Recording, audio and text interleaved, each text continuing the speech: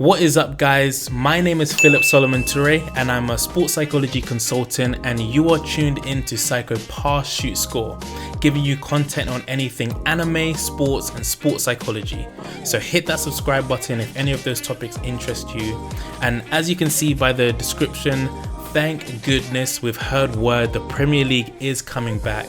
Barring no major catastrophes, a few fixtures have been already highlighted, which will be coming out in the next couple of weeks, which will be great. And then hopefully we're going to progress on and finish the season. So today in this video, what I'm going to be doing is giving 3 psychological areas that I feel that fans should be made aware of for teams and players coming back to performing in their teams. These are different areas that I feel that are going to be affected because of the whole COVID-19 case and COVID-19 situation.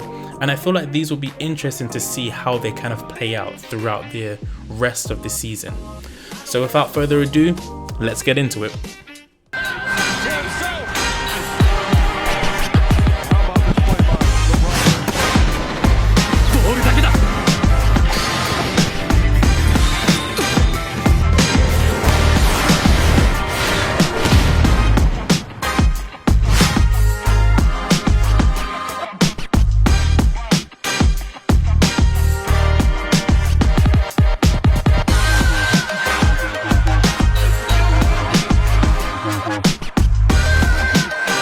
So the first psychological area that I feel fans should be made aware of is focus of attention.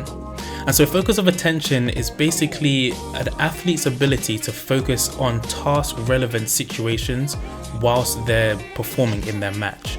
So for example, focusing on the structure of the opposing team, or identifying telltale signs of how they're going to be attacking or defending, what teammates are performing well, so maybe you could run your attack through their side of the pitch, or what teammates are struggling, so you can help them as best as you can. At the later stages of a normal season, although physically teams are normally tired, mentally this is an area where they would normally be very sharp in, through countless experiences of playing together. But with this extended pause in the season, I predict that their focus of attention would be drastically affected. Looking into a bit of sports psychology research, a study conducted by Tetsukai and Orlik found that football players' mistakes, not just 1 or 2 mistakes, but multiple mistakes, negatively affect their attentional focus and of course their performance, because they weren't able to pick up on relevant situations within the study. And so with so much time passed without players playing football, more mistakes are more likely to happen, causing their attentional focus to suffer. I'm sure we all know that players' focus on the game is vital for their performance, but another study conducted by Jackson, Ashford and Norsworthy investigated athletes' attentional focus in tasks where the pressure was on and the mistakes were very highly likely. These results further cemented the notion that when mistakes continually occur, focus of attention takes a hit, and so does athletes' performance. So what that basically means is prepare yourself to see some terrible football from your favourite teams at the start of the resumed season. Though this will definitely be worked on and improved on by most teams.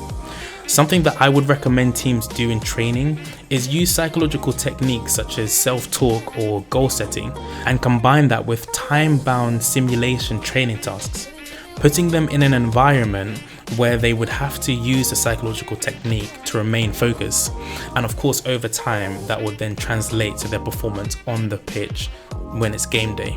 And with this whole notion of focus, some teams at the top of the table such as Liverpool and Man City are more focused on winning the title, but in my opinion, because Liverpool are so far ahead in that point differential, maybe they should just be crowned champions, who knows.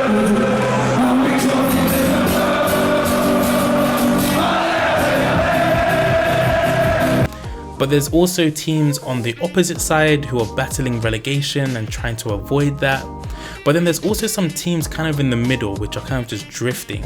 And that leads me to my second psychological area, and that's motivation. Looking at the table, statistically every team technically still has something to play for. But if we focus on teams in the middle, such as Everton, Newcastle and Southampton, and use the season that has already been played so far as a reference point, I feel what's most likely going to happen is that they're going to win against teams below them, or draw against teams which are kind of close to them, and lose against teams which are a lot above them. This all barring something amazing happening, where a miracle where they kind of win a lot of matches and progress higher in the league, or something disastrous happening and they fall a lot lower in the league. But I feel like they're going to kind of even each other out. And so if and when this happens and their positions are more solidified in the middle of the table with a few more matches to go, motivation will take a dive. Let me know in the comment section what your predictions are for when the season resumes. A lot of people are aware that motivation is on a continuum, with extrinsic motivation on this side and intrinsic motivation on the other side. And so I'm sure at the start of when the season resumes, athletes' motivations will be sky high, either intrinsically wanting to improve as a player, helping their team as best as they can, or extrinsically wanting to perform well for an external reward. But for those who are in the middle of the league, playing matches later which will not affect their league position, their motivation will shift from either extrinsic or intrinsic to more amotivation. And this amotivation comes with a decrease in effort, intensity, and performance.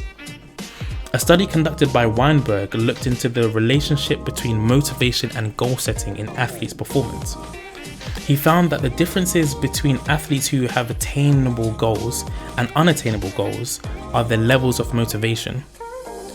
This basically means that for those who have no goal to attain, such as winning this game to progress in the league, not only would players' motivation plummet, but so will their level of performance, as they have nothing to play for. The last psychological area I feel fans should be made aware of is anxiety. And this is anxiety in terms of athletes latching onto thoughts around potentially catching the coronavirus and those thoughts impacting their performance. So at the end of the day, the virus is still active and out there. There have been positive progressions over the last couple of months in regards to COVID-19, which is great. And it's been so positive that it's got to a point where football can come back, which I'm so excited for. But the fact is, the virus is still out there. Although the likelihood of athletes catching the virus are very low due to all the procedures which have been put in place, though small, there's still a chance that they could catch the virus, and some athletes will latch onto those thoughts, which not only comes back to my first point of their lack of focus, but this can also increase their levels of anxiety, negatively impacting their performance. When working with athletes who have high levels of anxiety, what I normally do with them is create a personalized psychological skills training program in which they're given psychological techniques which they can implement in training and then in competition to help them with their levels of anxiety.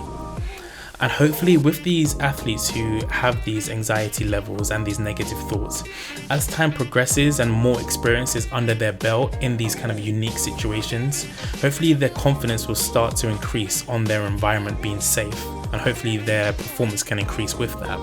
And of course, hopefully no more positive COVID-19 cases. So there you have it. So excited that the season is back, so excited that finally we're going to get some more action, some more sports on TV. Looking forward to see how the season kind of concludes, who wins the title, hopefully Liverpool.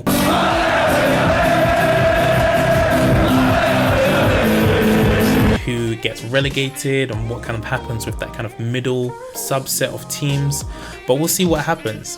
Thank you for watching and subscribe for more amazing sports psychology and anime content just like this.